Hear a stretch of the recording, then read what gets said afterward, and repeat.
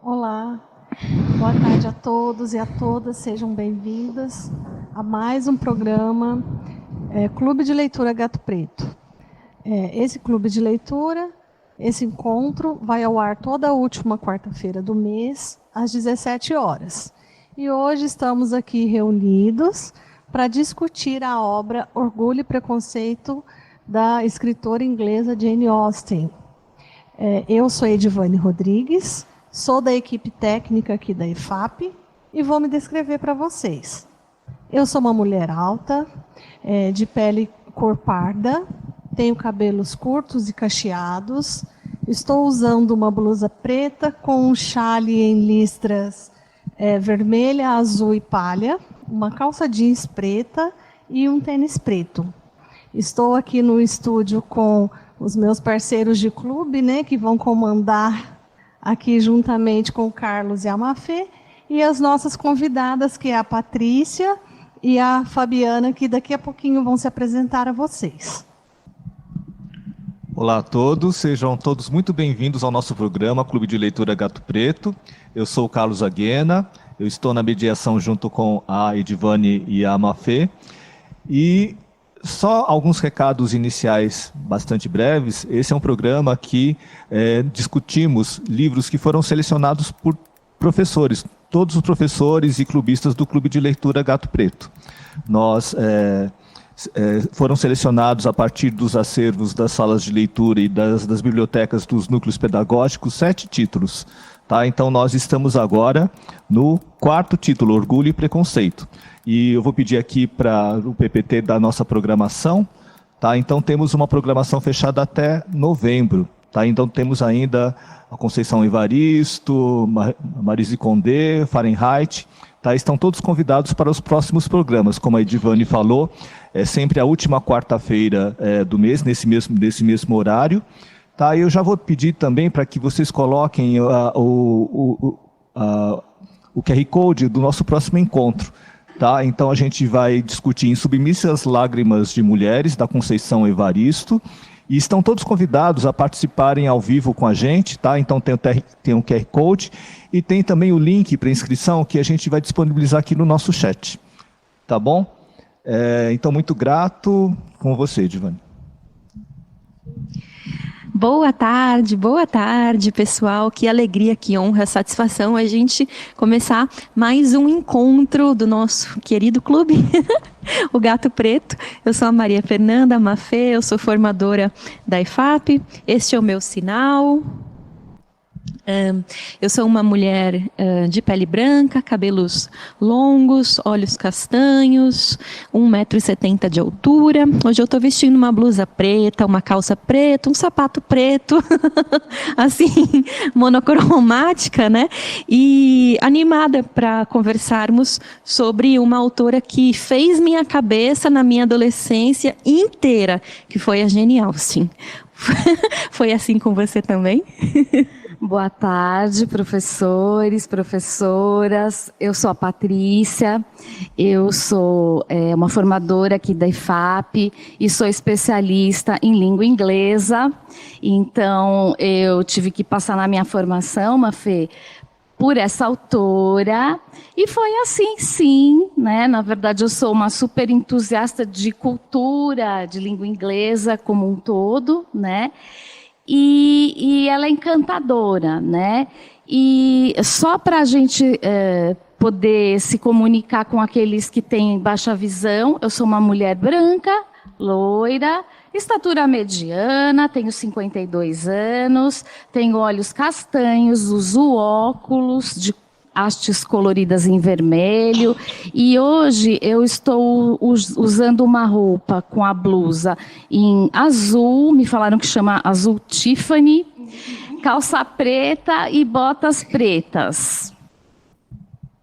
Olá, boa tarde, eu sou a professora Fabiana da sala de leitura, mais uma vez aqui agradeço o carinho, o acolhimento, quero agradecer também o pessoal de Suzano, né, começando pela dirigente, Mara, Silvia, a ID, que é a PEC, o professor Luiz também, que é PEC, o pessoal da minha escola, né, Sebastião Pereira Vidal, a Maria Bernadette, que é minha diretora, todos os meus colegas, a minha PCA que me deu esse colarzinho aqui, que tem livrinho, Que só para eu vir lindeza. aqui.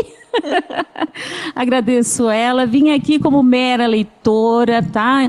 Incentivadora da leitura, na sala de leitura, adoro o que eu faço, então é muito importante.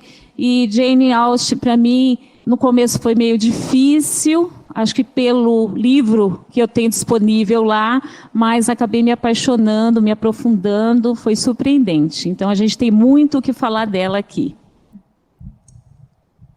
E mais um recado aqui para vocês. Então, infelizmente, nós estamos com algum problema técnico e nós convidamos vários professores para poderem participar pelo Centro de Mídias. Então, eu convido aos professores Alexandre, Reginaldo, a professora Cristiane, Daiane, Patrícia Moreira e Milena, que contribuam pelo chat, tá? E a gente pede muitas desculpas, né? Porque infelizmente nós não vamos poder abrir as câmeras por uma questão técnica a vocês que foram convidados, tá bom? E para quem nos acompanha que tem questões de visão, né? Eu sou Carlos Aguena, eu tenho 1,75 m, eu sou descendente de orientais, eu tenho cabelo bem curto, e São Paulo agora está fazendo muito frio, então eu estou com um casaco, eu estou com uma blusa preta, cachecol, calça jeans e tênis preto. Eu esqueci, né, de falar de mim. Então, cabelos loiros, né, com luzes branca, óculos meio quadradinho, marrom, blusa verde, calça preta e o colarzinho aqui que eu não posso esquecer, que tem os livrinhos, tá? Obrigada, gente. Temos também conosco a Francis Naira. Ela está de modo remoto. Francis Naira, se quiser se apresentar, dizer de onde você está falando.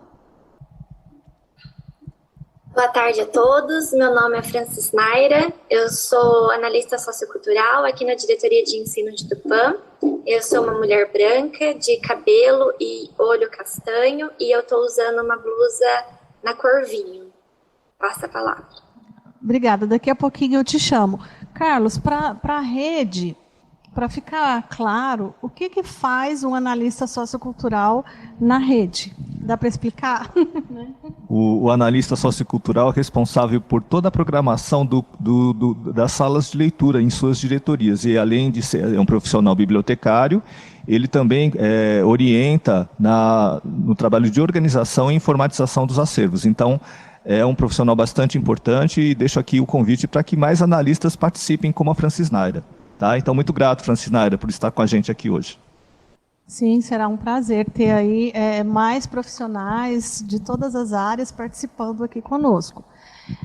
Eu queria que a produção colocasse novamente a inscrição com o QR Code e também, se possível, colocar aí no chat o link de inscrição, para quem não conseguir, por esse recurso, tentar aí o outro. Como o Carlos já falou, nossa próxima leitura é Em Submissas Lágrimas de Mulheres, de Conceição Evaristo. É um encontro que também promete muito, né? Uma temática aí que a gente tem uma mulher, uma literatura de autoria negra para a gente discutir, uma temática muito importante. Então, vocês estão todos convidados aí a participar conosco aqui do próximo encontro, na última quarta-feira do mês de setembro. E hoje, né, a Jane Austen, muito conhecida de todos, Com Orgulho e Preconceito, que é a sua obra fundamental, aí, sua obra que a deixou conhecida mundialmente. Então, o PPT tem uma imagem da autora, que é uma pintura que foi feita pela sua irmã Cassandra, e também tem aí a capa da primeira edição da obra, né? Prejudice and Price. Essa capa tem uma curiosidade.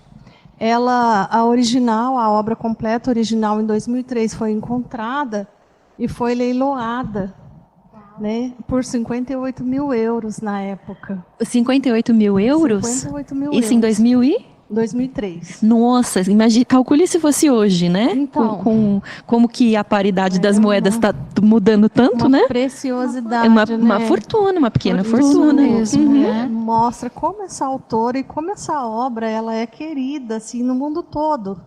Né? Então, voltando aí, quem foi a Jane Austen? Né? Então, ela nasceu em Steventon, na Inglaterra, em 1775. E faleceu muito brevemente em Winchester, em 1817. Quando ela escreveu Orgulho e Preconceito, lá em 1796, ela não assinou a obra. Né? Então, a obra ficava conhecida como Uma Dama. Ela não foi... só depois que o irmão dela, o Edward Austen, que revelou aí a identidade da autora. Né? Então, na época, ela escrevia, mas para a família mesmo. Ela sempre escreveu para a família. Né? Compartilhava ali seus escritos e Orgulho e Preconceito é a obra que a mãe, as irmãs, os tios, os primos, a obra que mais gostaram. Né? Além dessa, ela tem outras, que é Razão, Sensibilidade, Persuasão. Então, ela tem aí bastante obras que são conhecidas, inclusive obras que têm versão cinematográfica, né? Essas 3 que eu citei, inclusive está na Netflix disponível, né? Quem não teve oportunidade de ler o livro e quiser assistir o filme também, que é bem fiel às obras, embora tenha algumas críticas, né? Jane Austen ela é a segunda filha mulher de uma prole de 8 irmãos. Então, ela tinha 7 irmãos homens. Ela sempre viveu na zona rural da Inglaterra, no interior, né, na área nas províncias. E ela sempre escreveu sobre a sociedade observada, né, por ela, somente naquele meio. Ela não foi uma mulher que, naquela época, né, século XVIII, né, a obra foi lançada no século XIX, mas retrata o século XVIII. Então, ela... Estava dando microfonia aqui. Então, ela resgatou, ela traz nessa obra muitas críticas do que ela observava ali naquela sociedade. Então, aqui, conforme formos discutindo, né, vamos descobrindo aí um pouco também da Jane Austen ao longo da obra das protagonistas mulheres. Né, a obra Orgulho e Preconceito, ela se desenvolve ali a partir da família Bennet. O senhor e a senhora Bennet e suas 5 filhas, que é Elizabeth Bennet, Jane, a Kitty e a Mary. E a Lídia. Eu já ia esquecendo. Então, a gente vai discutir ali o que essas 5 mulheres representaram ali na sociedade daquela época. Né? Tem a senhora Bennet, que é a mãe casamenteira, né? Vamos discutir a questão da mulher ali e a questão do matrimônio. Então, em Orgulho e Preconceito, eu tenho uma dualidade ali. Amor, né? E o dinheiro. Então, vamos ver aí o que a Frances Naira traz para a gente. Vamos começar com ela. O que você, Frances Naira, achou da obra? Quais foram suas primeiras impressões a partir aí da sua leitura? Então, primeiro de tudo, eu preciso dizer que esse livro estava na minha estante já fazia uns 5 anos, e eu falei ano passado que esse ano eu ia ler esse livro. E quando eu vi a curadoria que foi feita e que ia ter Orgulho e Preconceito no Clube de Leitura Gato Preto, eu falei, realmente é para mim ler esse ano. E aí, um dos benefícios do Clube de Leitura é que a gente se compromete, né, a ler aquele livro, se compromete com o grupo por um todo. E aí eu falei, eu vou ler esse livro, eu vou falar que eu vou participar nesse dia, porque eu realmente vou conseguir ler ele em agosto. E foi isso que aconteceu. E durante a minha leitura, eu ficava pensando, por que eu não li esse livro antes? Ele é muito gostoso de ler. Mas eu acredito que tudo acontece no momento que tem que acontecer. E tinha que ser agora para estar aqui discutindo com vocês. Então, se a gente parar para pensar, por que estudar literatura? Por que eu vou ler esse livro? Um dos motivos é para a gente conhecer uma determinada sociedade num determinado tempo. E foi assim que eu conheci a Elizabeth e o Darcy. E me apaixonei por esses protagonistas nessa obra. Primeiro, falando da escrita da Jenny. Eu achei a escrita dela muito clara. Eu comentei com o pessoal aqui na minha diretoria que eu achei a escrita dela inspiradora, porque quando eu terminava de ler um capítulo, quando eu fechava o livro, primeiro eu sentia saudade dos personagens e da história. Depois, parece que quando eu ia escrever uma mensagem, quando eu ia falar com alguém, parece que eu estava falando mais bonito. As palavras dela me soavam, assim, inspiração. Outra questão é a cronologia dos fatos que ela vai colocando na história e que em nenhum momento me deixa perdida. Eu conseguia entender certinho onde ela queria me colocar, eu conseguia visualizar os personagens, os bailes, quando ela falava dos bailes, eu conseguia visualizar aqueles bailes, os jardins. Então eu gostei muito da escrita dela. Falando sobre o casamento, foi algo que na hora que eu estava lendo, eu falava, eu não acredito que eles vão casar por conta de dinheiro. Mas, enfim, foi o contexto daquela sociedade.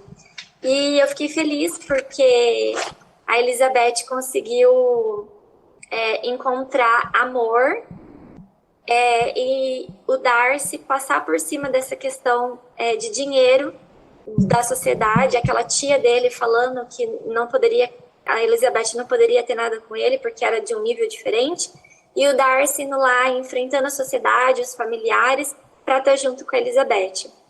E aí eu fiquei pensando, conforme eu ia lendo, o quanto da própria escritora tem na Elizabeth. O quanto a Elizabeth era à frente do seu tempo, ela tinha uma inteligência emocional para lidar com as situações. Por exemplo, quando a tia do Darcy procura a Elizabeth para falar que eles não poderiam ficar juntos, a forma como a Elizabeth lida com aquelas falas da tia foi tão sábias, né? E aí eu ficava pensando o quanto da própria escritora tinha na Elizabeth. E o livro, ele não é só uma questão, não é só um romance, é um romance lindo, com certeza um dos mais lindos que eu já li, mas ele não é só um romance, ele fala sobre o quanto o ser humano ele pode se arrepender, ele pode melhorar. No final do livro a gente vê o Darcy e a Elizabeth passando por cima dos seus orgulhos e dos seus preconceitos e do julgamento que um fez do outro para viver esse romance, esse amor. Fui assistir a adaptação também, depois que eu li a adaptação para o cinema. Eu sempre gosto de fazer isso quando existe. E eu fiquei feliz porque eu achei que o filme ele foi bem fiel ao livro. E o livro tem um diferencial, que o último capítulo fala sobre o final, o que aconteceu com esses personagens, né? Depois de tudo. Coisa que no filme eu não vi. E eu gostei muito que ela trouxe isso para o livro. Porque agora só me ficou a saudade dos personagens. Mas é como se eu soubesse que todos eles estão bem, né? Mas a saudade continua, a vontade de saber mais ainda, sabe? Mas apesar dela ter dado isso pra gente no final. Enfim, eu agradeço muito vocês pelo Clube de Leitura, por organizar esse momento do Clube de Leitura, porque ele enfatiza tudo aquilo que a literatura traz pra gente, ele proporciona isso. E eu adorei esse livro e obrigada por estar aqui discutindo com vocês. Eu passo a palavra. Quase tudo já. Mas aí eu cumprimento, né, na questão de casamento, porque o livro ele gira em torno dos casamentos, né, das Bennets, né, da Jane e da Elizabeth. Mas se a gente for colocar a fundo, a gente fala de 3 das personagens, além das 2 da Charlotte também. E a gente fala também do aprofundamento, né, que a Jane Austen teve com esses personagens. A gente vê o quanto essa questão da virtude, de ser cortês, da humanidade, ter essa educação, esses protocolos, que hoje serve para a vida que a gente que a gente deixa muito para lá.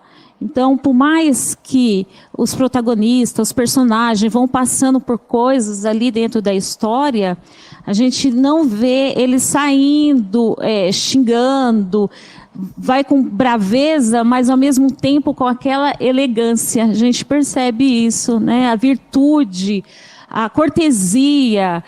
Então, o livro, ele vai muito além. Eu nem acho que a Lisa, né?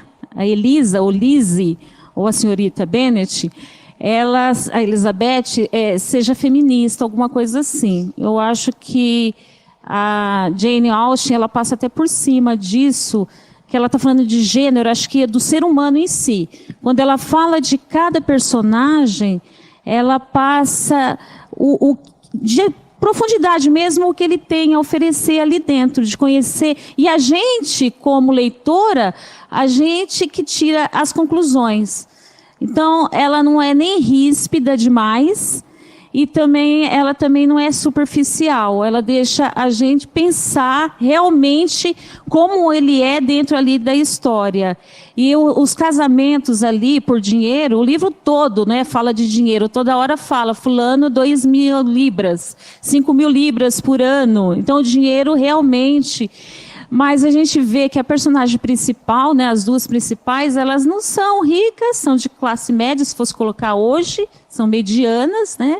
Só que elas chamam atenção pela beleza, apesar da Elizabeth não ser tão bela assim quanto a Jane, né, que é a mais bela de todas, e também não tão bem-humorada como a mais nova de 15 anos, que é a Lídia. Então, a gente vê que elas têm o quê? Estereótipos diferentes. Cada uma busca alguma coisa na sua vida e como ela é de personalidade.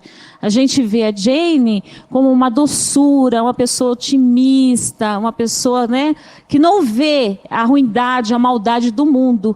E quando a gente vê Elizabeth, ela é uma pessoa inteligente, uma pessoa franca, mas às vezes, por ela tirar já as conclusões precipitadas dela, que ela teve esse pé atrás com Darcy, dele ser orgulhoso no jeito dele ser introspectivo, de não conversar com as pessoas, ou não mostrar realmente que ele conversava realmente para quem era valoroso para ele. Eu acho que nessa questão até de confiança.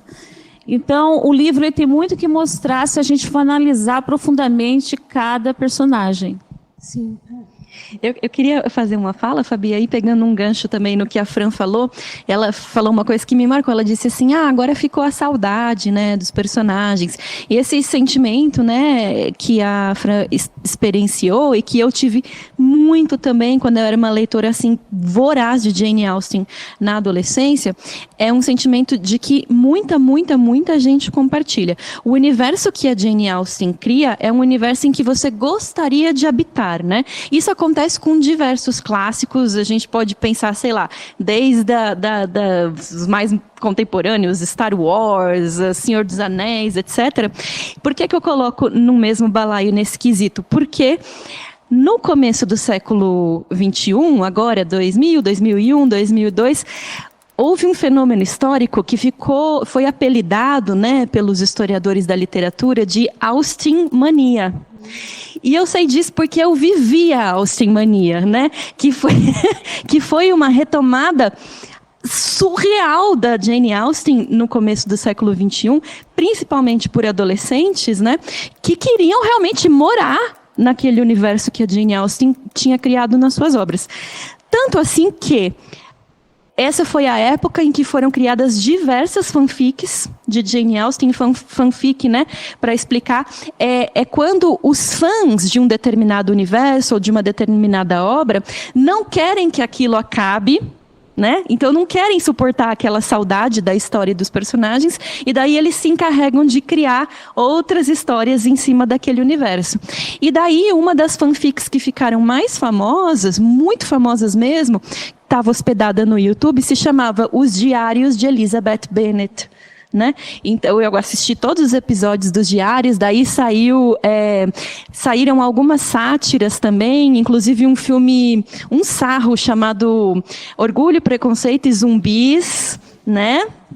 Então, essa Austen mania, de fato, agora ela tem uma nova roupagem, porque se a gente ligar nos canais de streaming, a gente vai encontrar lá diversas séries que tem o dedo da Jane Austen ali, né? Foram bebê na fonte da Jane Austen, né? Então, Bridgerton, Outlander, todas essas séries foram bebê nessa fonte, que é a fonte da vida na Inglaterra dos séculos 18 e 19, né? E que foram apropriadas pelo público de uma tal forma que se transformou numa mania em nível mundial mesmo. Então, esse termo Austen mania, eu fui uma das maníacas. Tem um filme relacionado a isso, né? O Clube de Jane Austen, né? Isso, então. Tem... Entre adaptações para o cinema e para a televisão, são mais de 15, né, só de Orgulho e Preconceito, isso para não mencionar as outras obras dela, e peças de encenações teatrais, mais de 100, de que se tem notícia. Né? Mas o que faz de Jane Austen esse fenômeno, né? Que 200 anos, gente, de obra, mais de 200, né? Acho que foi 2020...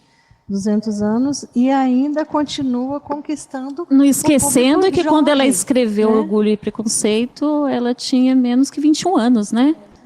Então, você vê a cabeça dela, e ela foi educada em casa, né?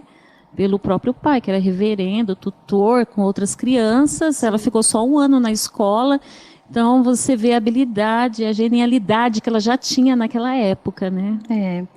Eu queria fazer meu recorte de professora de literatura, que também não dá para deixar passar batido, né?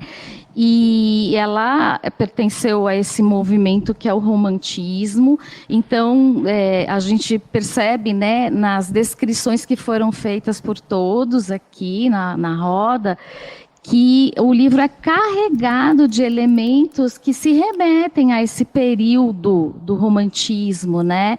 As personagens, as delicadas, aquela mulher inatingível, né? Aquele homem que ele não sabe se a coisa vai dar certo, mas ele, de alguma maneira, é esperado que ele corteje aquela mulher, né? E eu faria também uma comparação, né, que na literatura brasileira a gente teve o livro Senhora, do José de Alencar, que ele passa por esse viés, né, dessa temática daquela mulher que, tudo bem, ela é romântica, ela é do século XVIII, ela ainda não sabe direito o que é o feminismo, acho que nem se falava, né? A mulher naquela época, de fato, ela ocupava um cenário diferente mesmo do que a gente vê atualmente, né? Mas que ela tem dentro de si toda uma bagagem, componente assim, psicológico mesmo, que é interessante, porque se a gente for pensar, hoje a gente continua sendo esse tipo de mulher, né? Só que a gente já entendeu que a gente pode levantar aí algumas bandeiras, justamente porque a sociedade se transformou, né? E também quero lembrar que aquele diário de Bridget Jones também teve essa inspiração, inclusive o personagem nem mudava de nome. Era o Darcy. Era o Mr. Darcy, né? E aí só mudou assim, o contexto para uma temporada mais moderna, né? Então eu acho que a gente tem que valorizar, saber apreciar, saber, como vocês todos falaram, tirar essa leitura de sociedade, né? De modelo de sociedade, de pensamento, e também ter uma visão assim crítica, porque no caso, né, ela usou-se da literatura para criticar a hipocrisia, né, a hipocrisia do contrato casamento, né? O casamento era um contrato, não necessariamente existiria amor naquele século. O que importava era a manutenção do status quo de cada família, né? Eu acho que era um modo dela ter a liberdade, né? Às vezes saindo de casa, da família, então eu vou casar porque eu vou ter a minha liberdade. Como a personagem Lídia gostaria de ser. Uma mulher que ia cuidar da casa, do marido, tanto é que ela ficava, né, atrás dos oficiais, para conseguir logo um casamento, e fugiu com Wickham, né, novíssima, e para não deixar um desastre assim na família, porque a família ia ficar manchada por ela fugir com ele. E o Darcy, né, como sempre, naquele jeito dele introspectivo, mais super cavalheiro, por trás, né, pagou esse dote e conseguiu trazer para o casamento e a família passar ilesa. Mas, no caso, no comecinho do livro, quando fala da mulher, aí fala que a mulher tinha que aprender música, aprender a dançar, ela tinha que ser prendada, ela tinha que falar idiomas. E aí, conversando até entre Elizabeth e Darcy, na casa, acho que do Billing, da família Billing, com a senhorita Billing, né? Ela falando assim, nossa, mas quantas mulheres você conhece desse jeito? Ele, 6 mulheres. Nossa, 6 mulheres? Eu não conheço nenhuma. Porque ela não era assim. Nenhuma das irmãs. Que a irmã que mais assim se atualizava, estudava, era a Mary. Né? Porque ela é feia. Então, ela fala assim, as pessoas têm que gostar de mim de alguma forma. Então, eu vou me apegar na leitura, no conhecimento. Mas era um conhecimento assim aleatório, que às vezes não trazia algo de acréscimo para ela. Era só para ela ter, para esconder o que ela tinha. De feiura, de insignificante, né? E as 2 irmãs, as últimas, eram frívolas, elas eram vazias, sem valor. A mulher tinha esse papel de ornamentar os salões da sociedade, né? Com sua beleza, seus dotes musicais, enfim. Só queria dar um recado breve. A equipe técnica, eu acho que conseguiu resolver a nossa questão, tá? Então, para quem nós convidamos a participar ao vivo aqui, solicitando a abertura de câmeras, então tentem, tá? Para ver se a gente consegue também integrar vocês na nossa conversa. Tá? Os professores Alexandre, Reginaldo, Cristiane, Daiane, Patrícia e Milena, tá? Eu gostaria de ler esse trechinho que ela fala dessa tal mulher, né? Quando eles estão lá reunidos, e a irmã do Sr. Billing, do Mr. Billing, diz: uma mulher deve ter um profundo conhecimento de música, canto, desenho, dança, de línguas modernas, para merecer esse título. E, além disso, deve ter algo em seu aspecto e na sua maneira de andar, no tom da voz, na maneira de se expressar. Do contrário, a palavra não será totalmente merecida. Aí, tudo isso ela deve possuir, acrescentou o Mr. Darcy.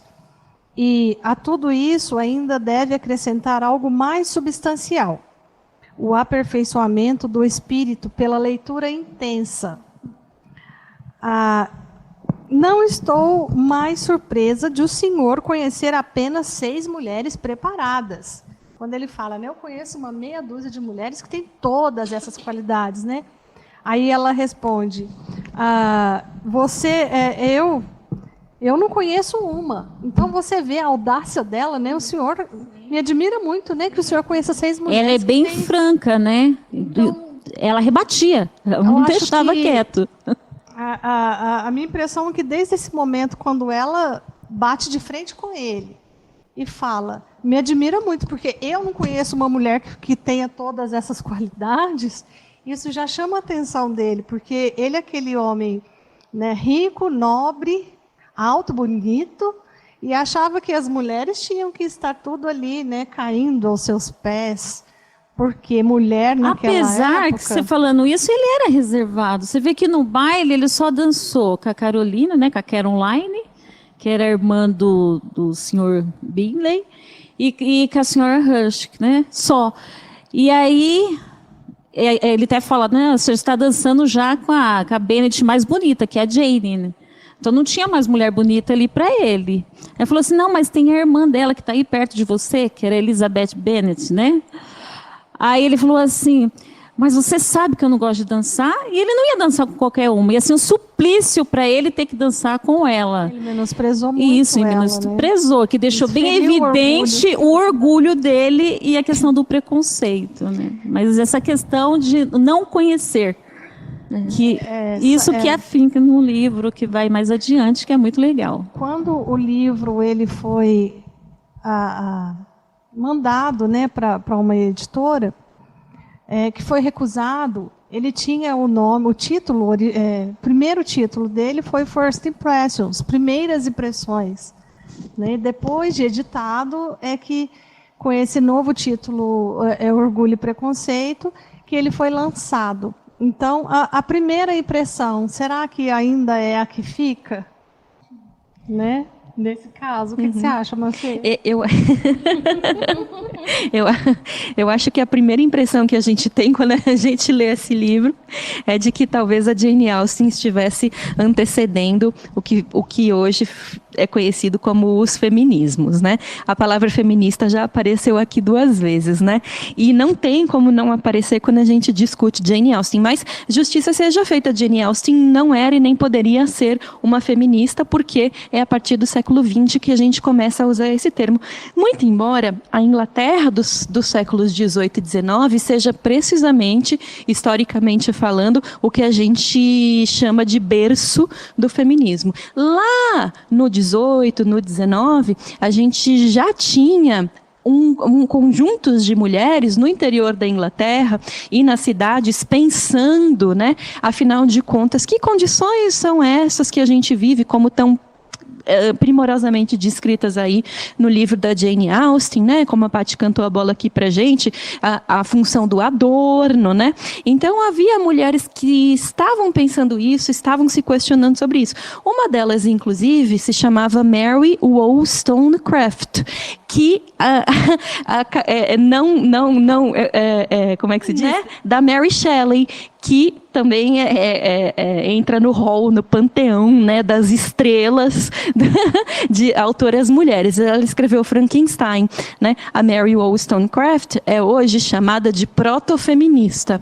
Ela e uma série de outras mulheres inglesas nos séculos 18 e 19 que começaram a questionar as estruturas, né, de uma sociedade patriarcal.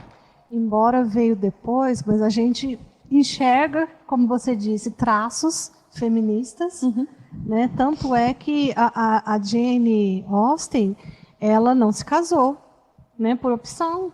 Ela recusou o pedido, ela aceitou o pedido, no outro dia ela recusou. Não quero mais me casar. Então isso, para uma mulher naquela época, né, não ter um casamento era você ficar abandonada, não ter perspectiva nenhuma de vida, não conseguir ali se desenvolver na sociedade enquanto pessoa. Você não era reconhecida. Sim, e isso reflete também dentro da obra, né? Falando em questão do Sr. Collins, que ele é um primo distante, as mulheres não poderiam ser herdeiras, né, das propriedades.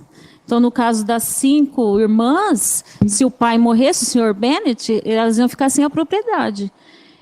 Aí elas tinham que casar com alguém já para suprir essa necessidade, pagando dote.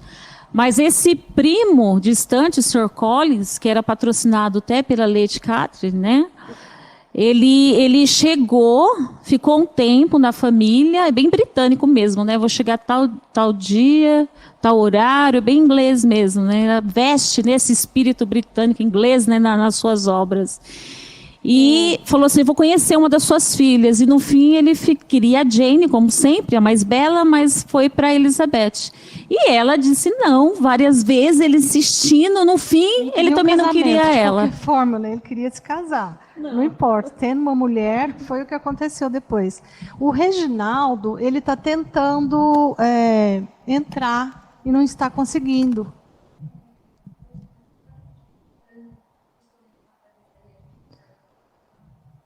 Tá bom. Então, Francis Naira, vou chamar a Fran. Oi? Você está com um horário limitado, né, Fran? Você quer deixar mais algum recadinho? E aí eu vou pedir para você, mais um recadinho, não, desculpa. Você quer comentar mais alguma coisa? Você fica à vontade. E aí eu vou pedir para, no final, você desconectar para ver se a gente consegue conectar o pessoal que está aqui tentando pelo aplicativo do Centro de Mídias. Tá bom? Tá. Não, eu acho que tudo que eu não falei, vocês estão falando, e depois eu vou continuar assistindo vocês até as 6h30. Só agradecer mesmo. Já aprendi um monte de coisa, não sabia de tudo que a Mafê falou. Então, é isso. O Clube de Leitura sempre enriquecendo ainda mais as nossas leituras. Então, só gratidão por esse momento e por esses nossos encontros toda última quarta-feira do mês. Muito obrigada. Nós é que agradecemos aqui a sua participação. E sinta-se convidada aí também para os próximos, tá? Sinta-se à vontade para participar. Francis Naira, muito grato pela sua participação, muito grato mesmo, tá? Eu quero dar algumas contribuições também aqui no nosso chat. O Alexandre, que eu acho que é um dos nossos convidados, na época tínhamos um contexto estruturado em alguns problemas de acesso e ascensão social, que eram gritantes para o governo britânico na época, especialmente educação, higiene e infraestrutura. E isso se refletia na vivência dos habitantes. O fato de Jane Austen retratar com tanta fidelidade a ficção muito próxima de sua própria realidade, convida ao leitor uma referência. E aqui, antes da Francis Naira sair, vários cumprimentos para Francis Naira. Kátia Gisele, Neide, parabéns. Então, muitas pessoas cumprimentando aqui a Francis Naira, tá bom? Tem mais pessoas também querendo entrar, tá? Falei do Reginaldo, o Alexandre também quer entrar. E vamos tentar, então, ver com a produção, para ver se a gente consegue liberar o sinal para eles. Eu queria pegar o gancho aqui da conversa sobre o feminismo, né? Então, uma coisa que a gente pesquisou, a Jane Austen é extremamente amada na Inglaterra, né? Em 2015, a Orgulho e Preconceito foi celebrado, foram 200 anos de Orgulho e Preconceito, e uma coisa que me ocorre é que ao longo da história, a Mafê pegou esse gancho, acho que muito bem, né? Os grandes clássicos vão tendo visões diferentes, né? Então, no começo, a Orgulho e Preconceito e toda a produção da Jane Austen era considerado romances açucarados, né? Assim, romance para mulheres, né? Hoje já não é mais isso, né? Hoje todo mundo reconhece uma grande profundidade, né, no que ela fala. Biblioteca das Moças, né, que se falava. As primeiras feministas não gostavam da Jane Austen, né, considerando que as personagens femininas eram retratadas de uma maneira extremamente desvalorizada, né? Aquela mulher que quer se casar, né, aquela questão social bastante estabelecida naquele período da Inglaterra. E as feministas mais recentes, elas já consideram a Jane Austen uma referência do feminismo. Então, é interessante a gente perceber que os grandes clássicos eles vão sendo percebidos, né, de maneira diferente ao longo da história. Né? Eu acho que é uma reflexão muito legal, bem legal essa da Jane reflexão, Austen. muito interessante, né?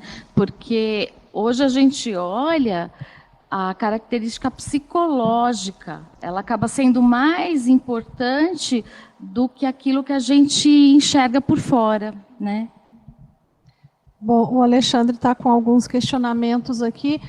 O problema é técnico aqui interno mesmo, viu, Alexandre? Tenha paciência, que a produção está aqui, já vai tentar deixar vocês aqui para liberar para participação. Tá bom?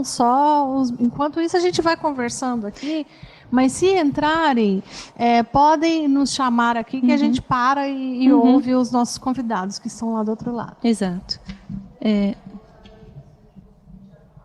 Tá. A produção vai colocar as informações de como pedir a palavra, tá bom? Ó, na tela você está vendo esse bonequinho, esse ícone que aparece. Então você clica nele, entra no vídeo e concorda em querer participar. Né? Você tem que concordar. Se você não concordar, você não consegue. Isso, exatamente. Aí, por favor, você já deixa a câmera, habilita o áudio e a câmera para que você consiga, para que a gente consiga também te ouvir. Né? Eu gostaria de trazer a contribuição também de uma pessoa muito especial que escreveu um longo texto para a gente, pediu desculpas que ela não pôde participar aqui com a gente. Né? Então, a Cristiane Oliveira da Silva, da Escola Nair Ferreira Neves de Caraguatatuba, escreve um longo texto aqui. Infelizmente, eu não vou poder ler inteiro, tá? Mas eu vou ler alguns trechos que acho que vai ser gancho para a continuidade das nossas discussões. Na minha estante de livros, Orgulho e Preconceito tem agora um lugar especial. Nunca uma obra literária havia me despertado tantos sentimentos bons, além de me fazer me colocar no lugar da protagonista, Elizabeth Bennet, e reacender em mim emoções antigas e lembranças saudosas da minha mocidade. Já havia assistido às adaptações cinematográficas do livro, todas lindamente produzidas e com elenco afinadíssimo. Até mesmo Orgulho e Preconceito Zumbi me cativou, que já foi lembrado aqui. Mas, como dizem filmes, não são apenas a ponta do iceberg. O livro é capaz de nos fazer sonhar e viajar no tempo de forma indescritível, com a riqueza de detalhes. E aqui ela traz, acho que, uma ideia que é bastante interessante, né, que é a comparação da obra original e das adaptações para o cinema. Né? O Orgulho e Preconceito tem várias adaptações, como a Mafê citou aqui. Né? Então é muito interessante ver como é que foi a transposição desse universo literário para o audiovisual. Né? Uma outra questão legal. A produção acho que conseguiu captar aqui, que o Alexandre está pedindo a palavra. Vamos ver se a gente consegue falar com ele. Oi, Alexandre.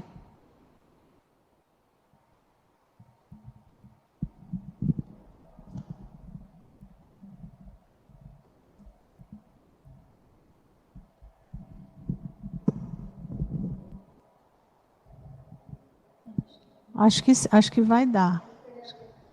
Alexandre, pode abrir a câmera, por favor?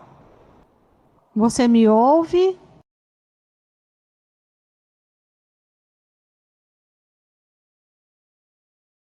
Vamos aguardar um pouquinho, que deve ser a conectividade que está... Caiu, né? Sabe que essa provocação que o Carlão trouxe, né, sobre as adaptações para o cinema, eu tendo a pensar, né, que Orgulho e Preconceito é tão adaptado assim, porque no fundo, na minha visão, né, no fundo, Orgulho e Preconceito é uma espécie de um arquétipo literário, que é do ódio ao amor.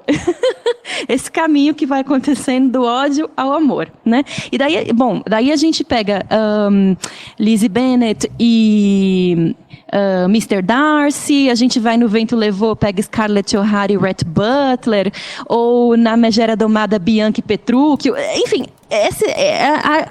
a história do ódio ao amor, ela é um clássico, é um arquétipo, aparece muitas vezes ao longo da história e todo mundo gosta, né? A verdade é essa. Então, talvez essa seja uma das explicações, né, para esse número de adaptações de Orgulho e Preconceito. Mas tem uma coisa que é assim... Pensar que Orgulho e Preconceito é uma história do ódio ao amor é também uma visão um pouco simplista que talvez coloque na Jane Austen a carga de ser uma escritora apenas. E não há nada de mal nisso, né? Tem literatura para todos os gostos. Eu mesmo sou aquela que lê até bula de remédio. Mas... a carga de ser uma autora apenas açucarada para compor uma biblioteca das moças, né? E hoje há inúmeros estudos de Jane Austen que dizem, olha só, tem um traço que perpassa toda a obra, mas principalmente Orgulho e Preconceito, que é um traço da ironia, ela é profundamente mordaz. Ela é tão mordaz que a primeira frase de Orgulho e Preconceito é uma das mais ácidas que eu já li, porque ela começa lá no capítulo 1 dizendo assim: é verdade, universalmente reconhecida, que um homem solteiro e muito rico precisa de esposa Ponto final. Então, isso é de uma acidez, isso é tão mordaz, porque é óbvio que ela não acha isso, é óbvio que ela está pisando, né, nas crenças da época, né, de que o casamento tinha que ser feito baseado nas posses materiais, né, nos bens materiais, e de fato, né, até o século XIX, os casamentos eram feitos por contrato. Casamento por amor era uma balela. Se bem que é mais ou menos aqui, contemporânea com a Jane Austen, a Rainha Vitória, né, foi uma figura muito importante na história da Inglaterra, mas na história mundial também, porque ela é uma mulher que casou por amor. E ao casar por amor, quer dizer, a Rainha Vitória estava prometida para um de seus primos, né, na sua mocidade. Mas ela detestava aquele primo. Eu não me lembro se ele se chamava Ernest, eu não me lembro muito bem, mas aquele primo, ele era um horror. Aquele primo, ele era mal educado, ele era rude, ela detestava aquele primo, mais o irmão do primo, que era o Albert, né? O Albert era o menino dos olhos da Rainha Vitória. E a Rainha Vitória fez, não se casou com o primo prometido, teve a pachorra de se ajoelhar no chão e pedir a mão do Albert. Ela pediu o Albert em casamento, né? Então, ela consagrou ali um casamento por amor. Ter consagrado um casamento por amor não é trivial, né? Numa sociedade... Naquela época, exatamente, numa sociedade como a gente vê aqui em Orgulho e Preconceito, que é uma sociedade que funciona por contratos, né? Mas dentro de Orgulho e Preconceito, a gente vê 2 casamentos por amor, né? A gente vê da Jane e da própria Elizabeth. Né? Por mais que ela achava ele orgulhoso, que ela tinha aqueles assuntos que não estavam resolvidos, que ela soube de uma maneira, e depois que ela foi esclarecer, ele esclareceu através de carta, né? A questão do próprio primo dela, o Wickham, que também era um primo distante. A gente percebe que ali os casamentos estão entre parentes, né? A gente percebe isso. E a gente vê que ela luta com isso, só que ele pede, depois ele fala que ama tanto ela, é tão bonita a carta, né? Que ele manda para ela falando do amor, como gostava dela, e ela dizer não, porque ela não ia passar por cima daquilo que ela acreditava, que era nos protocolos, as virtudes que alguém teria que ter. Concordo plenamente. Tem casamentos por amor em Orgulho e Preconceito. Está aí a Lídia e o Mr. Bradley, que fugiram juntos, né? Fugiram juntos, mas foram amaldiçoados pela família. Inclusive, se eles não voltassem e obtivessem o consentimento da família, nenhuma das outras 4 poderia casar, porque uma delas tinha desacatado o acordo e fugido com seu verdadeiro amor. Essa coisa de casar por amor é tão séria que no Brasil, no começo do século XIX, tem registros, tem historiadores que mostram que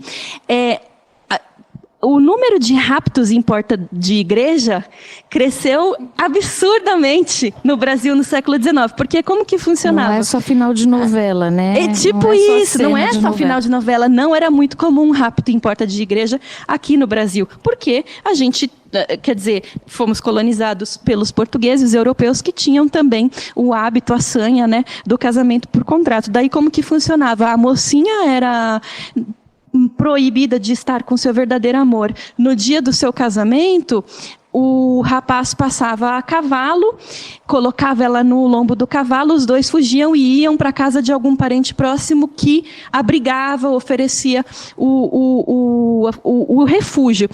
E nesse tempo, esse parente próximo ia intermediar com a família para fazer a cabeça da família, vamos aceitar, senão eles não vão voltar e tal e tal. Quando eles voltavam, já tendo o parente feito a intermediação, eles se casavam na igreja e aí sim podia ser consumado o casamento por amor. E a Silmara superou minha experiência, pois rico em detalhes, você viaja no tempo passado e como superam as diferenças. E naquela época era difícil casar por amor, só por dinheiro. Mas falou-se um momento aí do romance Água com Açúcar, né?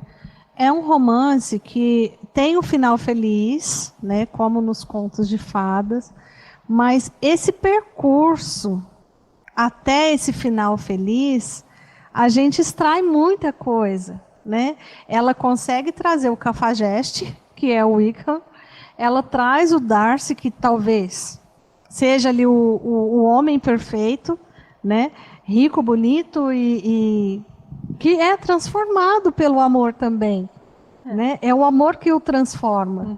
São estereótipos que ela traz, né? Sim. E que convive com a gente, que tem na nossa realidade. E o final feliz dos livros dela, eu acho uma questão de esperança, da gente ter esperança na vida, de renovar, de progredir, de não parar.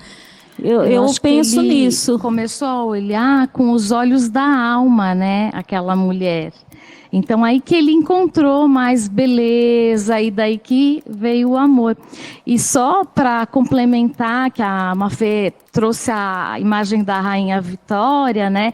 Que ela é toda, assim, ela é bem emblemática, né? Quando a gente fala de Inglaterra, fala de século XVIII, começo do XIX. E ela foi a primeira mulher a usar o famoso e tradicional vestido branco de noivas. Foi ela que inaugurou essa moda, né? E que a gente copia até hoje. Olha que coisa delicada, né? Que coisa bem... A gente vê que os ingleses, como a Mafê falou, né, dessa essa importância que a Jane Austen tem até hoje para eles, uma coisa que eles valorizam. E a gente tem símbolos, né? Que, na verdade, eu acho que a Jane Austen ela é bem filosófica. Eu acho que dá para trazer muita coisa em relação ao conflito do ser humano, a questão dos protocolos, né, de ter tantas regras, ferramentas na sociedade, para o próprio homem ele tá se defendendo, porque senão como seria essa evolução, esse progresso na própria sociedade? E eu acho que eles veem assim como forma de valorizar com amor. Então, eu acho que até hoje ela é lembrada por conta disso. Não é como se fosse, às vezes, no nosso país, que a gente tem vergonha de usar uma roupa verde e amarela, ou alguma coisa nesse sentido. Então, eu acho que traz essa questão também para nós. O professor Alexandre está tentando de novo. Vamos tentar conversar com o professor Alexandre? Enquanto isso, tem umas contribuições do próprio professor Alexandre aqui no chat, onde ele fala que nesta obra a minha concepção é de que o amor só foi possível pela construção. É tão pouco convencional naquela época. É isso mesmo, eu também compartilho da mesma, né, percepção. Muito bonito. Foi uma transformação, né, do Darcy, e é muito lindo ver aquilo, né? Ai, conseguimos. Oi, professor. Olá, boa tarde, quase noite. Bem-vindo, Alexandre. Obrigado pelo convite, pessoal do Centro de Mídias. Nós não estamos ouvindo aqui no estúdio, Não, tá ouvindo? mas eu acho que quem está nos assistindo está conseguindo ouvi-lo. Eu estava assistindo o programa anterior ao nosso, né, que terminou agora, e estava também tendo esse problema técnico. Acontece. Ai, que pena. Seu áudio está aberto, Alexandre? Sim, tá aberto? Tá. O pessoal no chat está ouvindo. Ó. É no estúdio, é um problema técnico, infelizmente, aqui do estúdio, né? Infelizmente. Mas quem nos acompanha consegue ouvir o Alexandre. Consegue. Então vamos dar a palavra para o Alexandre. Ok. Alexandre, deixa suas Obrigado. impressões aí para o pessoal que está assistindo, por mais que a gente não consiga ouvir, né? Ok, vamos lá. Fique à vontade aí para falar. Bom, analisando essa obra, né? Olha, no chat falaram que ele está sendo ouvido, tá? Analisando essa obra, eu pude fazer uma análise da sociedade atual com a sociedade que Jane Austen ilustrou para nós nessa obra.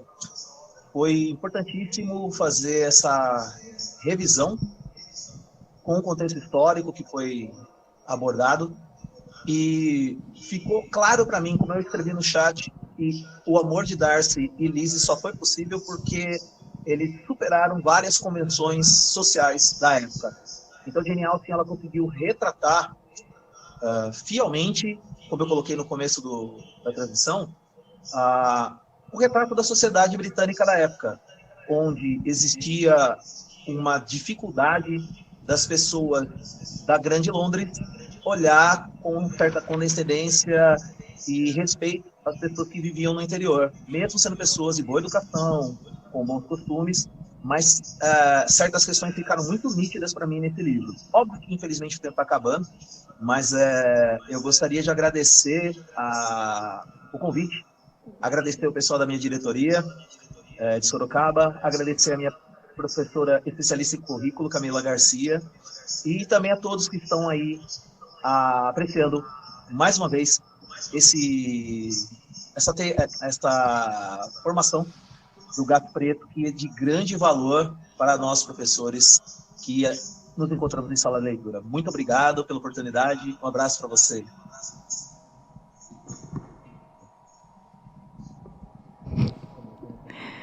A gente que agradece, professor Alexandre. Eu consegui ouvir um pouquinho aqui, colada com o ouvido no aplicativo, né? Então, o professor Alexandre, ele fez uma fala bonita explicando, né, por que ele fez essa leitura de que o amor de Lise e Darcy só se dá mediante um processo, mediante uma construção, que não é, assim, exatamente um caso de amor à primeira vista. Pelo menos não da parte dela. Porque a primeira impressão que ela tem dele é uma das piores. É uma das piores. Né? De fato, é uma das piores. Só para a gente, talvez, encerrar aquele assunto lá do casamento por amor, né?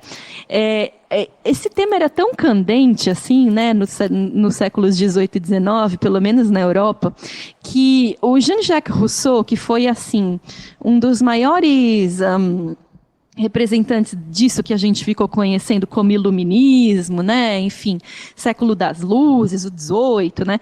O Rousseau não se furtou de tratar essa questão, né? Ele, como homem, não se furtou a isso. Ele escreveu, além dos seus livros teóricos, que ele escrevia como respostas a concursos que aconteciam na França, né, concursos de academias, ele também escreveu alguns romances. Um dos romances dele se chama Júlia, né? Em Júlia, ele conta a história dessa moça e do seu amado. Eles têm uma paixão absolutamente ardente, mas eles precisam superar essas convenções sociais, como bem lembrou o professor Alexandre. O sucesso que Júlia fez na França, no século XVIII, não está escrito, porque todas as moças novas que estavam para se casar e que temiam profundamente que seus pais as obrigassem a casar com um amigo do pai, o tio viúvo, né? Exatamente. Elas queriam ler Júlia, elas queriam se inspirar em Júlia, porque Júlia pavimentava um caminho, né? Então, era um tema importante. O Reginaldo, ele comenta aqui no chat que a Jane Austen fez dessa obra, né, um misto de narrativa e vivências. E é isso que torna a obra também tão atemporal, né? A gente pode trazer isso para os nossos dias tranquilamente e fazer essa comparação, né? Essa evolução do papel da mulher, a questão do amor e a questão do casamento ainda pesam. Né? Por mais que a mulher tenha essa independência, mas ainda tem mulher que é muito dependente do casamento, infelizmente, né? Para alcançar aí sua independência, essa coisa de eu saio da proteção, eu deixo a proteção do meu pai, mas aí eu tenho que ser protegida por outro homem, né? E eu, enquanto mulher, a minha independência própria, né? Ainda tem pessoas que pensam dessa forma e são criadas, né, dessa forma. Isso é cultural e muita coisa mudou, é lógico, mas ainda tem muita coisa que está enraizado. E para mim, uma questão que é sempre muito importante, o que torna um clássico, né? O que dá atemporalidade a uma obra que, ao longo dos séculos, ele permanece tão popular. A Mafê falando que agora tem fã-clubes, né, de Jane Austen, porque a torna tão eterna, assim, né? E aí uma coisa que me ocorre é que uma forma de entender também a obra de Jane Austen é que ela é muito crítica, né, em relação aos valores sociais de sua época.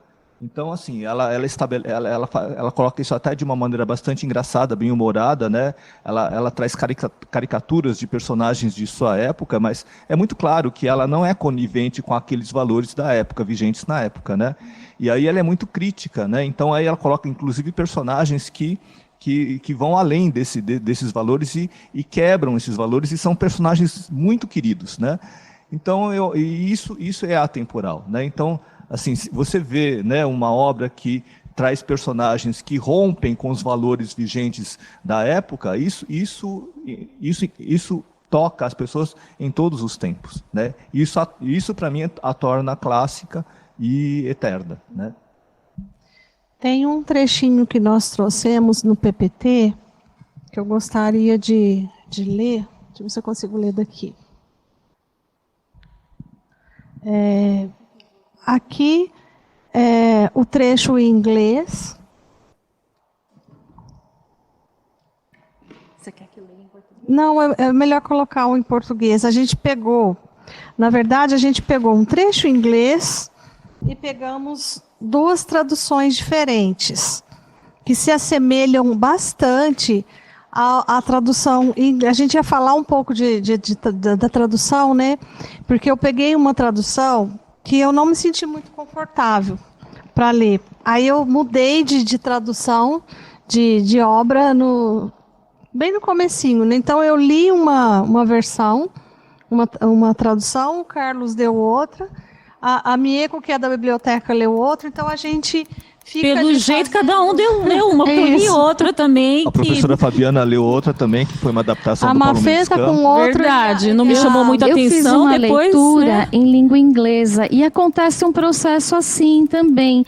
Hoje a gente tem, são os famosos pocketbooks, e aí você tem uma indicação do nível, né, de proficiência para o leitor poder se balizar. Então, eu acho que vale a pena fazer essa tentativa. Começa ali no básico, depois tenta aumentar um pouquinho, Sim. né, esse desafio de leitura, que é gostoso também. Que vai Sim, fluindo, a gente tem que, né? principalmente para quem está iniciando aí, né, o trabalho com a língua inglesa, quer conhecer, está aprendendo o idioma, né, então é uma porta de entrada. A literatura, gente, a literatura te envolve assim de uma forma que torna mais prazeroso aí o seu aprendizado. Aí nas pesquisas que eu fiz, a versão que eu li, que é das tradutores, é a Laura Alves e o Aurélio Rebelo. Não que uma tradução seja melhor que a outra, né? Mas dependendo, igual a Patrícia falou, do seu nível de entendimento do próprio idioma, da obra, enfim, você vai se sentir mais confortável lendo uma ou outra, mas não quer dizer que uma é pior que a outra, né? Vai depender do seu ponto de vista. O tradutor é praticamente um coautor, né, de Sim. livros, assim. Então mudam ali alguns vocábulos, né, que você gosta mais. Aí é uma questão de estilo mas eu também, acho que né? ele não tem que sair da essência, né? Ele tem que passar realmente Não, o autor tem que, né? Sim. Isso. Aí essa versão que eu li foi a segunda tradução brasileira. A primeira foi de 1940 e ficou como única por quase 50 anos. Então, só em 1997 que houve aí uma segunda tradução no Brasil. Aí depois, com o lançamento do filme de 2005, que é a série que está aí nos streamings. Isso, com a Keira Knightley e o maravilhosa. Colin Firth, né? Sim. E aí, agora, hoje, nós temos mais de 8 traduções.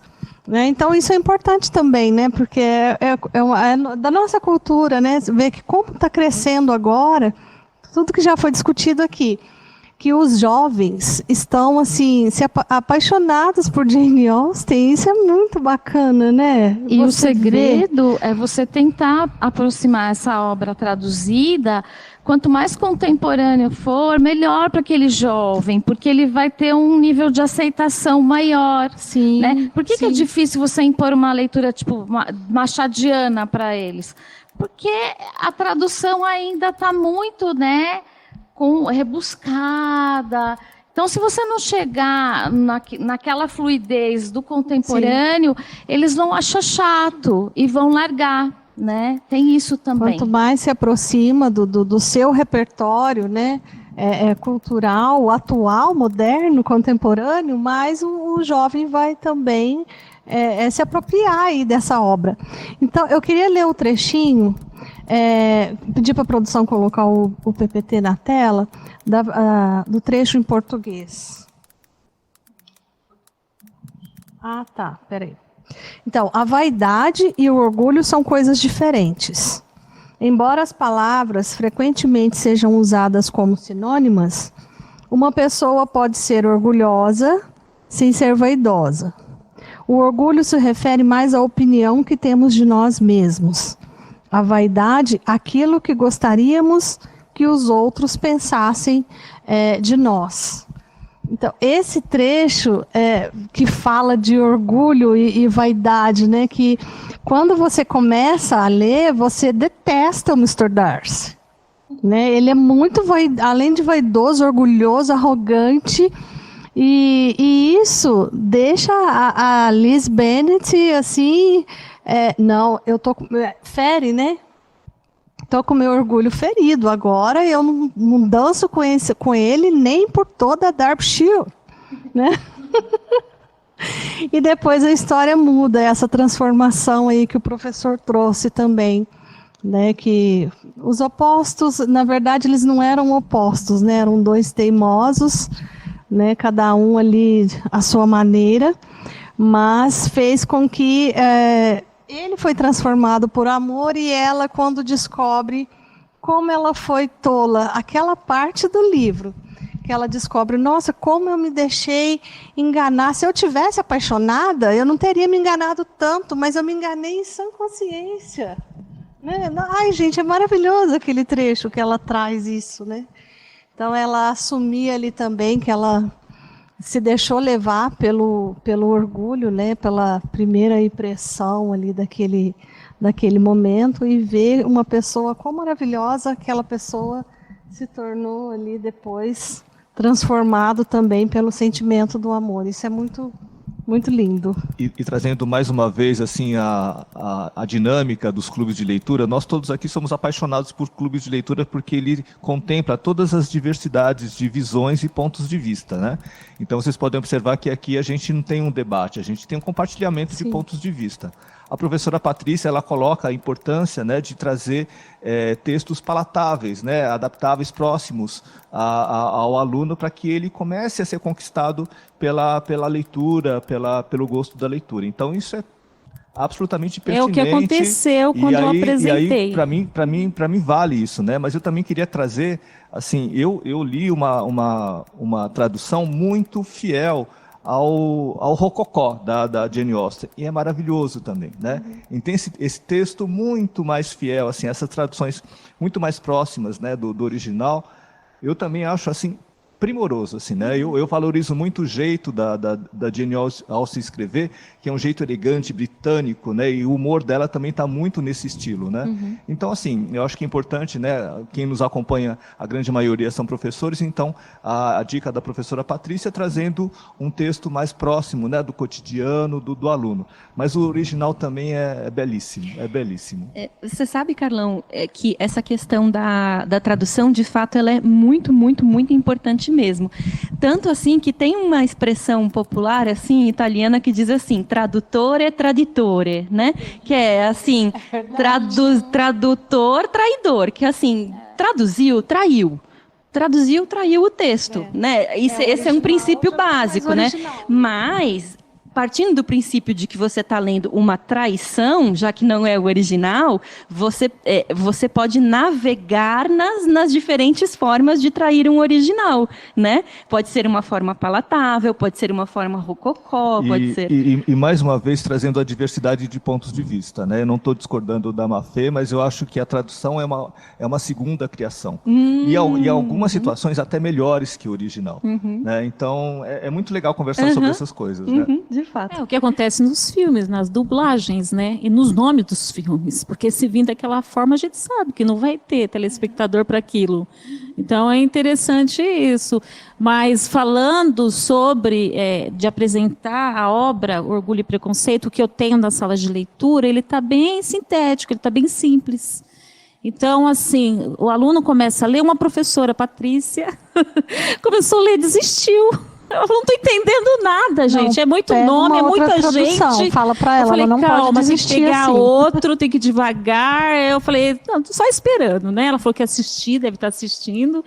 Então, para ver realmente como é. Então, tem que ser uma leitura que aguça realmente e que você tenha vontade de se aprofundar. Eu comecei a ler, eu vi que aquilo ali estava muito superficial para mim, eu falei, não, eu preciso buscar mais. Eu busquei e no fim adorei e vou ler mais e eu não conhecia, porque eu vim aqui como uma mera leitora, né, como professora da sala de leitura, e isso é importante para eu mostrar para o meu aluno, para ele ter essa vontade de ler também.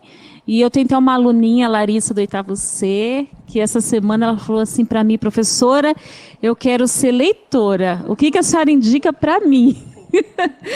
A partir dos projetos feitos. Ela vai fazer a releitura daquilo que você indicar, né? Aí você viu que criaram as fanfics, de repente uns HQs, e assim por diante. Esse que é o legal, né? Das novas construções em cima daquele texto original, né? Eu desafio a criar um clube de leitura lá na sua escola, professora. Sim, tem o clube juvenil já, de leitura, está sob orientação da a madrinha, que tem os padrinhos, as madrinhas, que é a professora Grazi, que também é ótima leitora, que também estimula muitos alunos, e a gente também tem um clube de Stranger Things, nosso, na sala de leitura, feito na hora do almoço, toda segunda-feira, 11h25, e 1h45, a gente está ali para colocar atividades relacionadas, o que vai acontecer na 5ª temporada, a visão de cada um. Então está muito bacana. Maravilha. Eu estou vendo que já vamos ter insumo para mais ATPCs, tá bom? Mas não vou dar muito spoiler aqui, mas vamos poder apresentar as boas práticas da rede, se Deus quiser, em breve. Você sabe que o objetivo do clube é esse, né? Além da promoção da leitura, também estimular a criação também a premiação, de clubes, né? de leitura. Que eu passei para a Edivânia, a premiação do aluno leitor na escola por bimestre. A gente dá kit, medalha, um certificado, eu faço levantamento, tem regras, não pode ser assim, me dá 10 livros para ler, não é assim, não. Tem que ler aos poucos, vem, me conta, então tem aquela devolutiva, é um trabalho feito em cima disso, e com isso a gente está atraindo muito mais leitores para a sala de leitura. Mais leitura que a gente precisa. Parabéns, né? Viu? E quando a gente lê, e depois sabendo que a gente vai discutir, conversar sobre o que a gente leu, sobre a obra, é outro estímulo, né, que a gente tem de leitura. Sai um pouco, por mais que você esteja ali naquele diálogo com o autor, mas de leitura solitária, né? E quando você compartilha isso, enriquece e amplia muito, né? Então, essa é a essência do clube. E aluno de inclusão também. A gente tem a Ticiane, que ela leu o livrinho O Pequeno Príncipe Preto.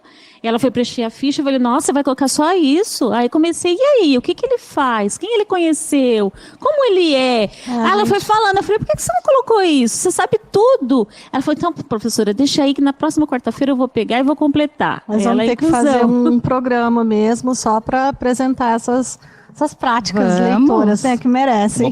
Uma professora compartilha aqui uma prática, Ana Angélico. Na minha escola temos um exemplar e está sempre... Esta semana tive que fazer uma caça ao livro. Escondi e quem achava levava para ler primeiro, já que tinha mais de um aluno querendo ao mesmo tempo. Que bacana, adorei. Tem que estimular, gente. Se a gente não fizer, não acontece sozinho. Da próxima vez que os professores, quem está nos assistindo, se inscrevam, aí a gente entra em contato e vamos ver um outro meio de participar. Infelizmente a gente lamenta por hoje, né? Não conseguimos ouvir o professor que conseguiu falar, que é o Alexandre, né? Mas nas próximas a gente tenta ir de uma outra forma. Vamos aprimorando aqui essa forma de vocês participarem, que é muito importante para a gente que vocês participem, porque clube de leitura é isso. Né? Tem que ter o leitor e tem que ter o leitor que compartilha com a gente suas experiências, né? Então, fica aí o nosso contato. Não estou me despedindo ainda, tá, gente? Eu vou passar a palavra.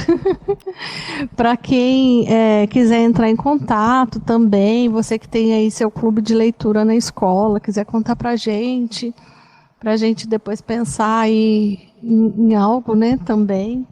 Vamos compartilhar aí essas boas experiências de leitura. Bom, vocês querem fazer mais algum comentário, falar mais alguma coisa? Como está acabando, né, 7 minutos, eu vou agradecer o pessoal da diretoria, sempre amável comigo, né, a minha diretora, né, está sempre me disponibilizando. Agora é sempre que eu uso. É muito bom. É a dona Maria Bernadette, a vice, a Dani, o pessoal da escola, os professores dos 2 turnos. Então, eu tenho só que agradecer a ID, o professor Luiz, que são os PECs, né, a dirigente, a Mara Silvia e também a supervisora Mirella, que é da minha escola também. Então, estão sempre torcendo. Eu acho importante o professor vir aqui, a gente falar um pouco, que parece que a gente está tão distante. Não, eu acho que o trabalho de todos, né, é um trabalho fundamental, um trabalho importante para o aluno. Eu sei que os colegas fazem com carinho, com amor, dedicação, e a leitura é importante para tudo. Que você vê, né, de um simples, vamos dizer assim, debate, entre aspas, que a gente faz aqui, na verdade, acho que é uma roda de conversa, né? É uma roda de conversa. Mas dá para tirar tanta informação, tanto conhecimento, isso é muito importante, abre portas para a gente e aguça muito mais. E eles querem, quando eles veem isso, eles querem buscar mais. Eles têm essa vontade, sim, e a gente vê neles.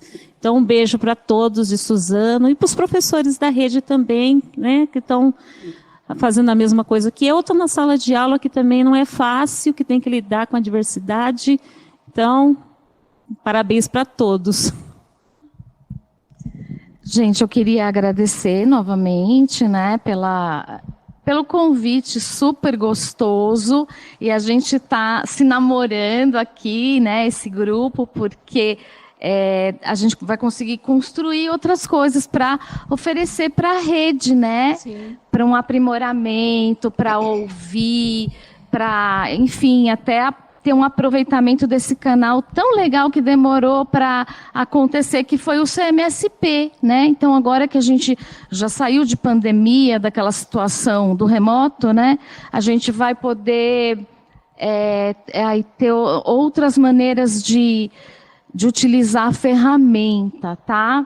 Muito obrigado pela atenção de todos e parabéns pelas práticas, e eu vou até trocar figurinha aqui com a nossa professora para a gente ir divulgando esses trabalhos, porque a gente gosta disso também, né?